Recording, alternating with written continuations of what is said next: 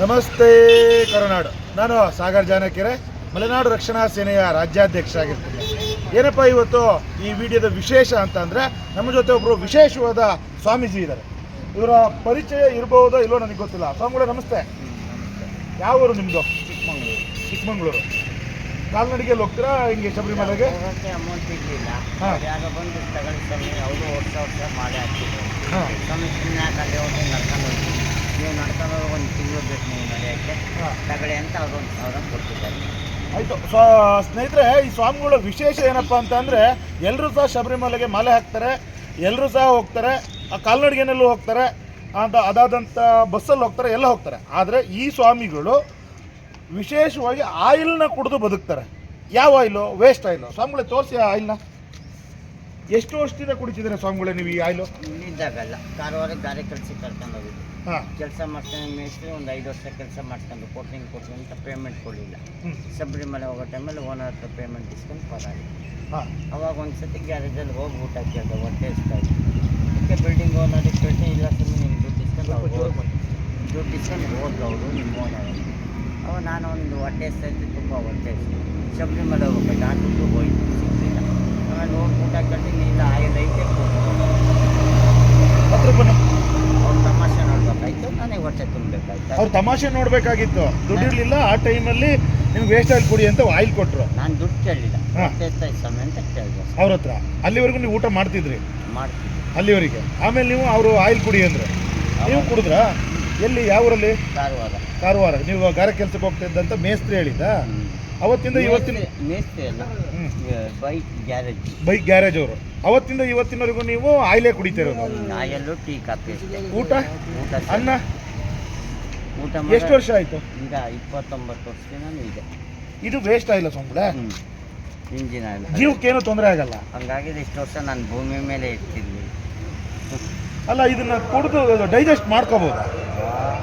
ಯಾವ ಥರ ಸ್ವಾಮಿ ಇದು? ಕುಡಿದು ತೋರಿಸ್ತೀರಾ? ಬಟ್ ಏನಾದ್ರು ಕುಡಿದು ಏನಾದ್ರು ಹೆಚ್ಚು ಕಮ್ಮಿ ಆದರೆ ನಾವು ಕುಡಿಸಿದ್ವಿ ಅಂತ ಆಗ್ಬಾರ್ದು.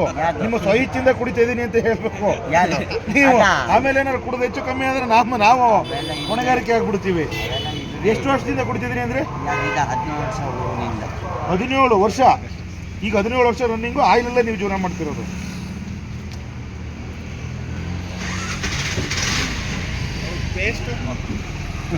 ಅಪ್ಪ, ಏನ್ ಸ್ವಾಮಿಗಳೇ ಇದು? ಕೈ ಹಚ್ಚಿ ತೋರಿಸಿ ಹಿಂಗೆ. ಚೆನ್ನಾಗಿತ್ತು, ಬ್ಲ್ಯಾಕ್ ಜಾಸ್ತಿ ಇತ್ತು, ನಮ್ಗೆ ಹಂಗಿದ್ರೆ ಇಷ್ಟೇ ಇಷ್ಟ.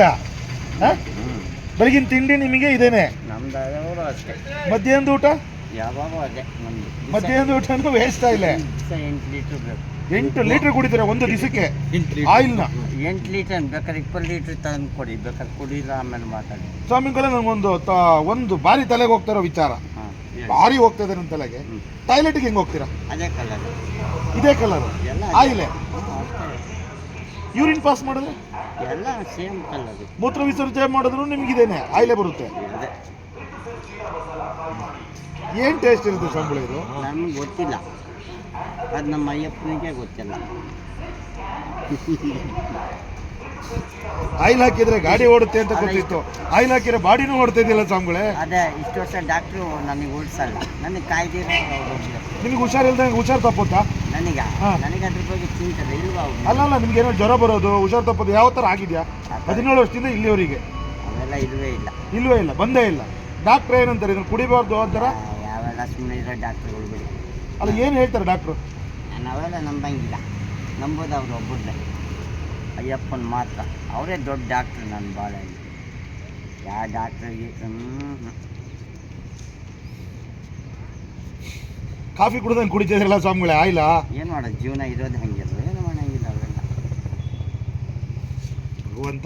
ಸ್ನೇಹಿತರೆ, ನೋಡ್ಬೋದು. ತಮ್ಮ ಹೆಸರೇನು ಹೇಳಿದ್ರೆ ಸ್ವಾಮಿಗಳೇ? ಕುಮಾರ್. ಚಿಕ್ಕಮಂಗ್ಳೂರಲ್ಲ ಸ್ವಾಮಿಗಳೇ? ಕುಮಾರ್, ಚಿಕ್ಕಮಂಗ್ಳೂರು. 17 ವರ್ಷದಿಂದ ವೇಸ್ಟ್ ಆಯಿಲ್ ಕುಡಿದು ಬದುಕ್ತಾ ಇದ್ದಾರೆ. ಇವ್ರ ಜೀವನದಲ್ಲಿ ಒಂದು ಘಟನೆ ನಡೆಯುತ್ತೆ. ಅದು ಸಹ ಇವರು ಗಾರೆ ಕೆಲಸಕ್ಕೆ ಹೋಗಿರ್ತಾರೆ. ಆ ಗಾರೆ ಕೆಲಸಕ್ಕೆ ಹೋದಾಗ ಅಲ್ಲಿಯ ಮೇಸ್ತ್ರಿ ಇವರಿಗೆ ಊಟ ಮಾಡೋಕ್ಕೆ ದುಡ್ಡು ಕೊಡಲ್ಲ. ಊಟ ಮಾಡೋಕ್ಕೆ ದುಡ್ಡು ಕೇಳಿದ್ರೆ ಆಯಿಲ್ ಕುಡಿ ಅಂತ ಹೇಳ್ಬಿಟ್ಟು ತಮಾಷೆಯಾಗಿ ಹೇಳ್ತಾರಂತೆ. ಅವತ್ತು ಆಯಿಲ್ ಕುಡಿಯೋಕ್ಕೆ ಶುರು ಮಾಡಿದ್ರು. ಇವತ್ತಿನವರೆಗೂ ಇವರು ಆಯಿಲ್ ಕುಡದೆ ಜೀವನ ಮಾಡ್ತಾ ಇದ್ದಾರೆ. ಇವತ್ತಿನವರೆಗೂ ಇವರಿಗೆ ಜ್ವರ ಬಂದಿಲ್ಲ, ಒಂದು ಬೇರೆ ಥರದ ಹುಷಾರಿಲ್ದೆಲ್ಲ ಪ್ರಾಬ್ಲಮ್ ಆಗಿಲ್ಲ, ಏನಿಲ್ಲ. ಡಾಕ್ಟ್ರ್ ಹತ್ರ ಇವರು 17 ವರ್ಷದಿಂದ ಹೋಗೇ ಇಲ್ಲ ಅಂತ ಹೇಳ್ತಾರೆ. ಇವತ್ತಿಗೂ ಸಹ ಇವರು ಪ್ರತಿನಿತ್ಯ 8 ಲೀಟರ್ ಆಯಿಲನ್ನು ವೇಸ್ಟ್ ಆಯಿಲ್ನ ಕುಡಿತಾರೆ. ನಿಮ್ಗೆ ಯಾರು ಕೊಡೋದು ಸ್ವಾಮಿಗಳೇ ಇದನ್ನು? ಗ್ಯಾರೇಜಲ್ಲಿ ಹೋಗಿ ಇಸ್ಕೊಂತೀವಿ. ಕೊಡ್ತಾರ ಅವರು? ಏನಕ್ಕೆ ಅಂತ ಕೇಳಲ್ವಾ? ನೋಡಿದಾರಲ್ಲ ಇಷ್ಟು ವರ್ಷದಿಂದ ಎಲ್ಲರೂ. ಹಾಂ, ಏನು ಹೊಸ್ದಾಗಿ ನೋಡಿದ್ದಾರೆ ಯಾರು? ಏನು ನಿಮ್ಮದು ಚಿಕ್ಕಮಂಗ್ಳೂರು ಮೂಲ? ಮನೆಗಿನೇ ಇಲ್ಲ. ಹಾಂ ಅಲ್ಲಿ ಪ್ರತಿ ವರ್ಷ ಅಯ್ಯಪ್ಪನ ಮಾಡಿ ಪ್ರತಿ ವರ್ಷ ಕೂಡಿಸ್ತಾರೆ 3 ತಿಂಗಳು. ಹಾಂ, ಅಲ್ಲಿ ಇರ್ತೀನಿ ನಾನು. ಪ್ರತಿ ವರ್ಷ ಮಾಲೆ ಹಾಕ್ತಾನೆ ಇರ್ತೀರಾ? 14 ವರ್ಷದಿಂದ ಹೋಗ್ತಾ ಇದ್ದೀನಿ. ನಾನೇನು ಇವಾಗಿಲ್ಲ. ಸ್ನೇಹಿತರೆ ನಮಸ್ತೆ. ಯಾರು ಸಹ ಇದನ್ನು ಟ್ರೈ ಮಾಡೋಕ್ಕೆ ಹೋಗಬೇಡಿ. ಏನೋ ಭಗವಂತನ ಆಶೀರ್ವಾದದಿಂದ ಇವರು ಇದ್ದಾರೆ ಅಂತ ನಾವು ಅಂದ್ಕೊಳ್ತೀವಿ. ಯಾವ ಡಾಕ್ಟ್ರು ಸಹ ಇದನ್ನು ಸಜೆಸ್ಟ್ ಮಾಡಲ್ಲ. ನಮಸ್ತೆ ಸ್ನೇಹಿತರೆ.